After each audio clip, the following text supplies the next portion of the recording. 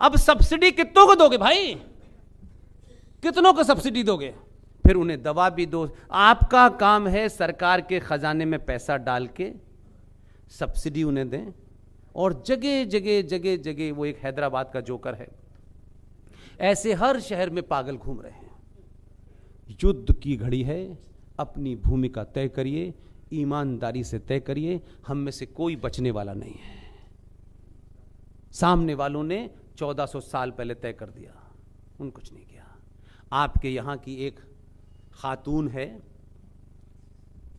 वो झंडा लेके कुछ आजकल कह रही थी, पाकिस्तान में रहने वाले को पाकिस्तानी कहते हैं, हिंदुस्तान में रहने वाले को हिंदुस्तानी कहते हैं, तो हमास के मानने वाले को क्या कहेंगे? क्या कहेंगे सर? आपने डेफिनेशन सुविधाओं के हिसाब से बदली है। हमास के मानने वाले सारे हरामी हैं। में गाली नहीं है, ये शब्द कहां से निकला? हरामी गाली बनी कहां से? बताइए ना, कहां से बनी? हमास से नहीं बनी, मुगलों के हरम से। तो मुगलों के हरम की औलादें कौन है? क्या कहेंगे उनको आप? तो इसमें इतना बुरा अपॉलोजिस्टिक क्यों हो रहे हैं यार? लोग इससे गंदी गंदी गालियां पब्लिक में देते हैं, गाली थोड़ी नहीं है, ये तो एकेडमिक बात कर रहा हूं मैं। हमास के समर्थक यहां एक्स चीफ मिनिस्टर ये नारा लगा रही है कि नहीं, हम इजराइल के खिलाफ हैं। ये जो ठंडे ठंडे में भारत की सेना और पुलिस के बीच में रह रही है ना, हम टिकट देते हैं, जा हमास जा, एक बार जा वहां जाके समर्थन बता। देखा नहीं होगा इतना बड़ा गोला, लेकिन भारत में हमारी सब्सिडी से, हमारे पैसे से पलेंगे भी और हमास का समर्थन करेंगे। लेकिन मेरी विनती आपसे है, जैसे मैंने अंकुर शर्मा का नाम लिया, उतना ही मेरा काम था। सुभाष की मुहिम हमने चलाई कि इस देश में युवाओं को अपना आइकॉन चुनना है, तो भाई बहादुर को चुनो। तो इंडिया गेट पर 6 महीने की मुहिम के बाद 21 फीट ग्रेनाइट की मूर्ति सुभाष चंद्र बोस की लगी। लोग समझते हैं कि हमने मूर्ति लगवाई, नहीं, हमारा कोई एजेंडा नहीं है मूर्ति का। मूर्ति के पीछे एक ही एजेंडा है। आपका बच्चा जब इंडिया गेट के सामने सुभाष चंद्र को देखेगा तो जरूर उसका इतिहास जानना चाहेगा कि यह कौन आदमी था जिसको 1945 के एक झूठे प्लेन क्रैश में मरा हुआ दिखा दिया। और भारत सरकार का रिकॉर्ड जो 3 मूर्ति से निकाल के हमने पब्लिक में नंगा कर दिया लोगों को, उस रिकॉर्ड में लिखा है कि 1958 तक सुभाष चंद्र बोस के घर की जासूसी हुई है। सुभाष को दफन कर दिया लोगों ने, क्योंकि वो उनकी राजनीति के आड़े आ रहा था। 1939 में वो कांग्रेस पार्टी के अध्यक्ष मिले, पिताजी पहुंच गए, सुभाष तुम इस्तीफा दे दो, क्योंकि अंग्रेजों से आ गया था। तो दलाल ने जाकर के इस्तीफा मांग लिया, उन्होंने कहा ये रखो अपना इस्तीफा, चला गया।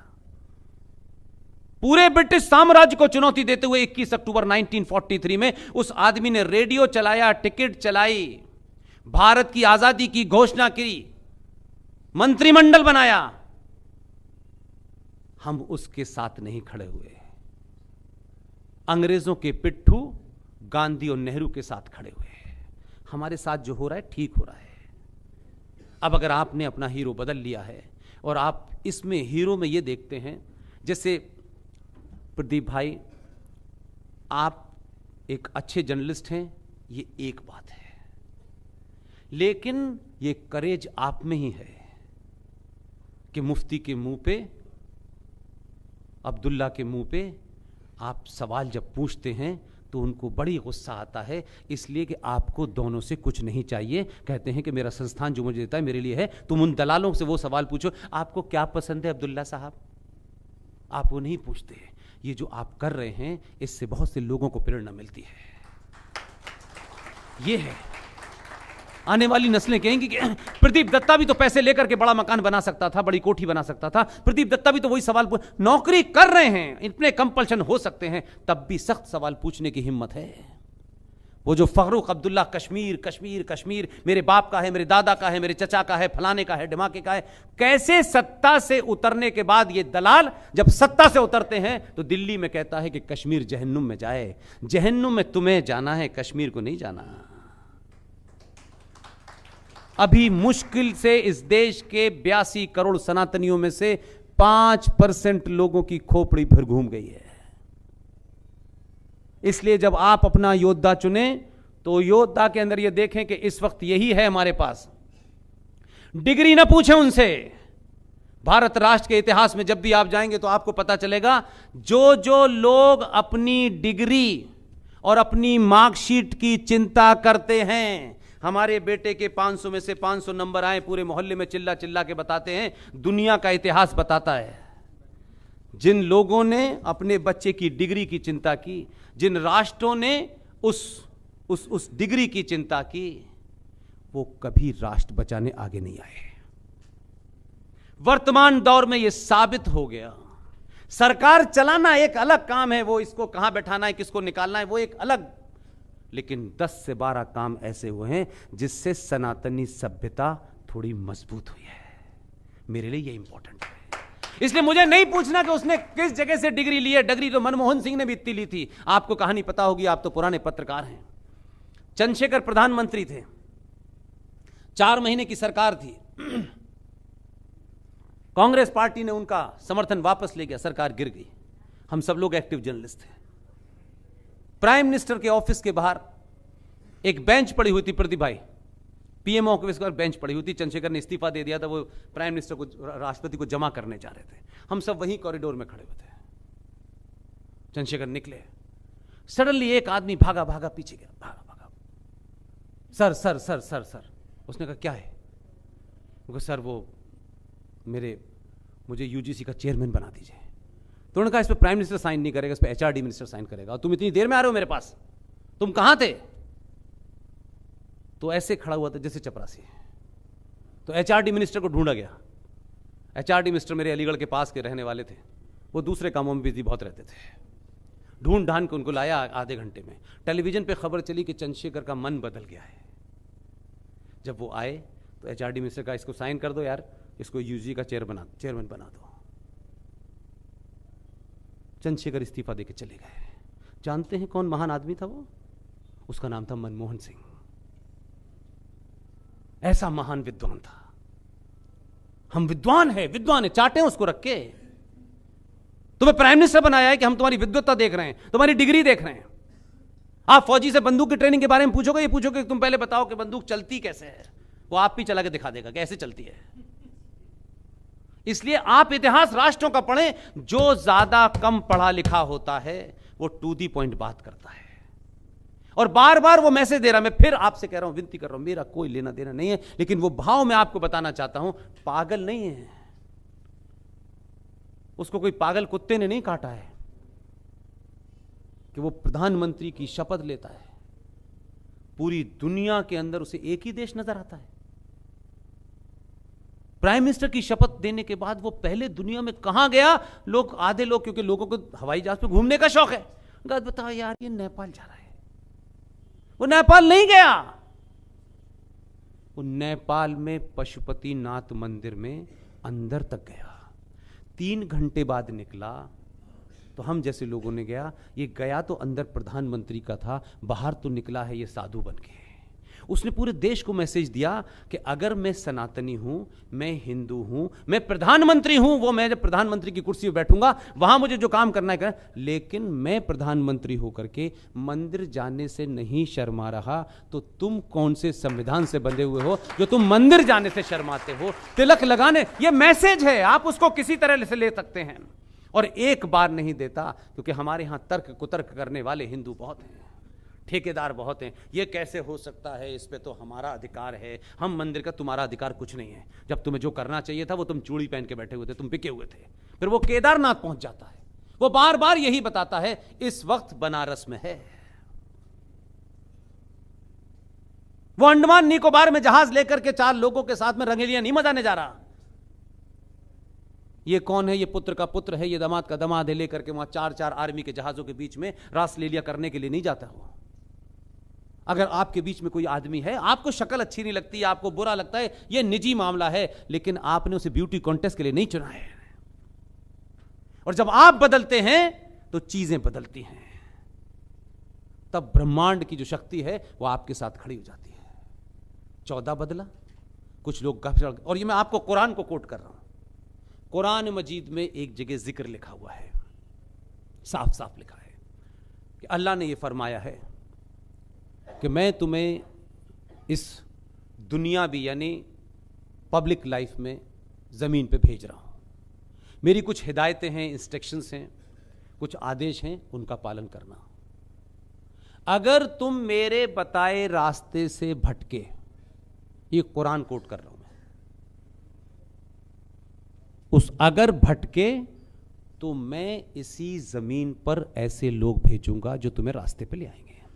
ना कुरान शरीफ ने डेट बताई, ना ये बताया कि वो आधे आस्तीन का कुर्ता पहन के आएगा, नहीं बताया, उन्होंने बताया। और इसलिए नहीं बताया कि जो मुसलमान हैं वो कब मुसलमान होते हैं? किसने कहा आपसे? आपसे पढ़ने के लिए मना करा नमाज किसी ने? ये किसने कहा कि नमाज पढ़ने वाला मुसलमान होता है? मैंने वही कहा कि आप गलत कह रहे हैं मेरे भाई।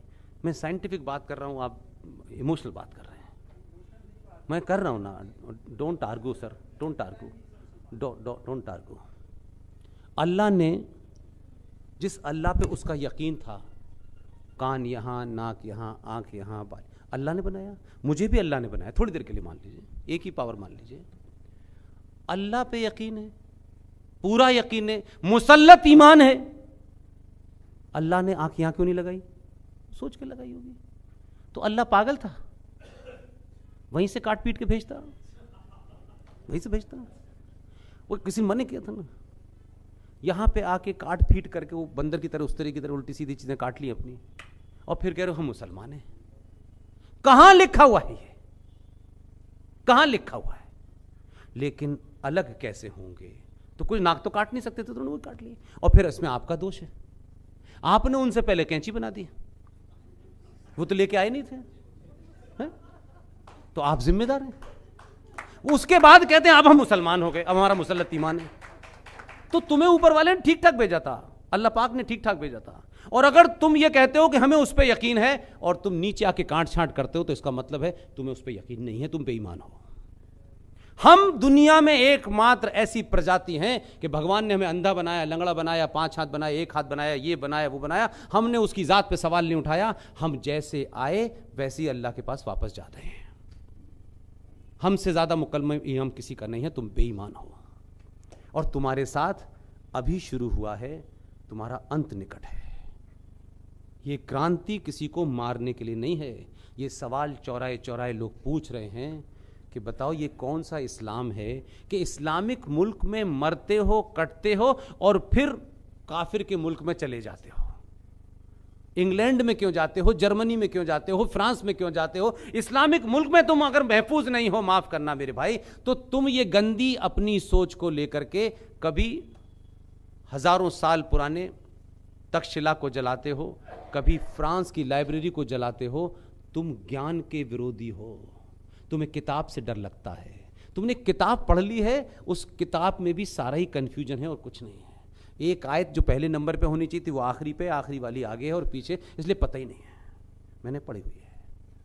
इसलिए आप 2023 में आपके बीच में जो भी योद्धा हो, आपको लगता हो इस युद्ध में यही आदमी हमारा बहादुर योद्धा हो सकता है, उसके जैन लगा है, ठाकुर लगा है, हिंदू लगा है, मुसलमान लगा है, मुझे नहीं पता क्या लगा है।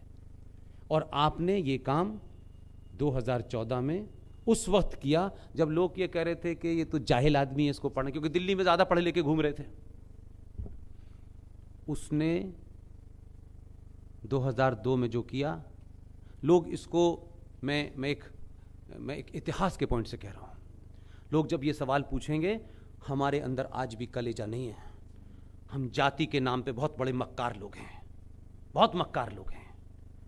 आप सोचिए कि पूरे भारत के मीडिया ने, प्रदीप भाई, 2 कौड़ी के अखबार से लेकर के वो अखबार जो देश का नैरेटिव तय करते हैं, ये हिम्मत नहीं थी ललित भाई कि हम सच बात लिखें, सच का ढंडोरा पीटते हैं और ये है और हम वो हैं, हम फलान। हम बहुत मक्कार और सस्ते में बिकने वाले लोग हैं। हमारा कोई ज़मीर नहीं है। हम अपने सगे भाई को भी धोखा दे देंगे 10 रुपए के लिए। आपके ऊपर अंग्रेजों ने राज किया, राज करने पे उन्होंने जातियां की होंगी, मैं उस पर डिबेट नहीं कर रहा, लेकिन उनका चरित्र देखिए। इतने लंबे कालखंड के बाद इन्होंने इतने यहां अत्याचार किए, सब सब अपनी जगह है, रिकॉर्ड है। लेकिन उसी ग्रेट ब्रिटेन के अखबार गार्डियन ने 2014 के चुनाव का जब रिजल्ट आया, भारत का एक भी अखबार वो दलाल बिका हुआ नहीं बोल पाया जो गार्डियन ने लिखा। गार्डियन ने अपने एडिटोरियल में लिखा 2014 में भारत में पहली बार भारतीय सरकार बनी है। ये उनका एडिटोरियल है।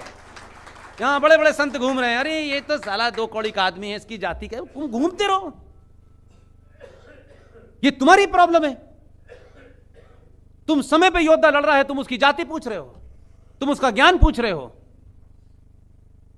और ये सिलसिला सनातनियों ने अभी शुरू किया है। अल्लाह ने कहा मैंने तुमको एक भेजा था, तुम मान नहीं रहे थे।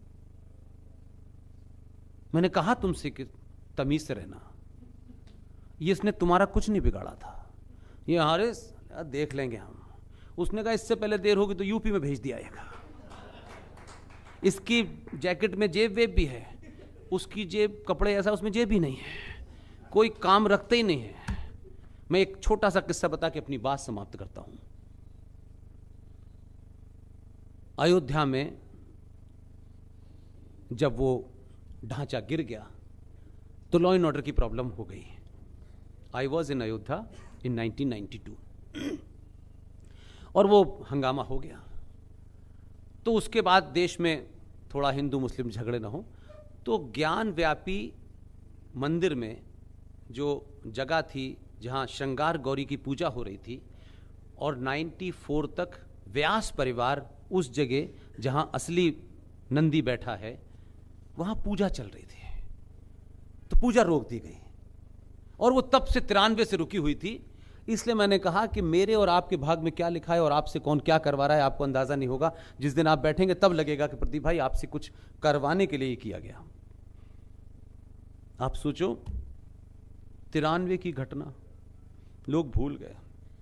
बनारस के मिडिल क्लास से भी नीचे की कोई क्लास होती होगी, उस परिवार की 4 महिलाएं। ये मैं अपने संबोधनों में बार बार इसलिए बताता हूं कि आप में वो भाव जग जाए। 4 बहुत ही साधारण परिवार के 4 महिलाओं ने विष्णु शंकर जैन से मुलाकात करके कहा कि श्रृंगार गौरी की पूजा करने की हमें इजाजत दे दी जाए। इतने ही थे बात। और ये जहां व्यास साहब पूजा कर रहे थे वो दीवार के अंदर था, ये दीवार से बाहर था। मैंने कहा ना, जब आपसे शक्ति कोई काम कराती है तो कैसे आपको माध्यम बनाती है वो। विष्णु शंकर जैन गाजियाबाद में रहने वाला आदमी बनारस में मिली, उसने पिटीशन लिखवाई, पिटीशन दाखिल की और उसके बाद कोर्ट में चला गया। एकदम आज के दौर में जिसे शब्द हम कहते हैं ना कि बिल्कुल 2 कपड़े से ज्यादा कुछ नहीं। कोई जैन है तो इस वजह से कोई उनका और भी कुछ नहीं। और जैनियों को गर्व होना चाहिए कि झारखंड में अपना शिखर ही नहीं डोलाया। सनातन हिंदू सभ्यता का प्रतीक वो नंदी जो 400 साल से उस तरफ मुंह करके बैठा हुआ था कि जो असली मेरा देवता है वो तो कोई और है। विष्णु शंकर जैन ने पिटीशन डाली हाई कोर्ट में कि हमें पूजा का अधिकार दिया जाए। ये यहां 93 तक था। इलाहाबाद हाई कोर्ट के जज ने ऑर्डर लिख करके कि इस पे उत्तर प्रदेश सरकार की सरकार जवाब दे। चीफ सेक्रेटरी कागज लेके पहुंचा बाबा के पास कि क्या है ये, तो पढ़ो उसमें कि इसमें ये लिखा है कि 1993 में ये पूजा रोक दी गई थी और अब इस पूजा की इजाज़त दी जाए। तो सर कोर्ट ने आपसे जवाब मांगा है। तो उसने सिर्फ, देखिए आप कहीं ना वो डिग्री लेके नहीं आया, वो लठ लेके आया। उसने तय पूछा कि इसमें क्या है। बोले इसने उत्तर प्रदेश सरकार से सिर्फ ये पूछा है कि इस पे आपको क्या करना है। उसने ऑर्डर लिया, जेब थी नहीं, यूं करा, 4 टुकड़े करे फेंक दिया और चीफ सेक्रेटरी से बोला उस सरकार ने आदेश दिया था पूजा रोक दी जाए, मैं आज मुख्यमंत्री के तौर पे अभी आदेश देता हूं, कल से पूजा शुरू हो जाए। अब उसकी खीर बनाती कि नहीं कोर्ट में जाएंगे, ये है बहुत सारे लोग ये नौटंकी कर रहे हैं। दूसरे दिन से पूजा शुरू हो गई। पूजा शुरू हुई तो बहनों के अंदर एक नई शक्ति पैदा हुई। बोली अब तो हमें व्यास की तो पीठ है, वहां पूजे, वहां जाना है। उन्हीं बहनों ने कहा, व्यास पीठ के लिए चला गया। डिस्ट्रिक्ट जज दलित, वो मुझे किसी 24 घंटी ब्राह्मण से बड़ा लगता है। डिस्ट्रिक्ट जज दिवाकर दलित, उसकी ताकत देखिए। उन्होंने कहा जज साहब ने कि कल इस जगह को खोल करके इसके सर्वे कराया जाए। ये ऑर्डर उस बेचारे ने पास किया। वो निकल आए, दाढ़ी, पजामा, कुर्ता, वो घेर लिया उन्होंने, थोड़ा हंगामा कर दिया, क्योंकि ये वो करते रहे थे और सरकारें इसको बर्दाश्त करती रही थी। तो उनको लगा ये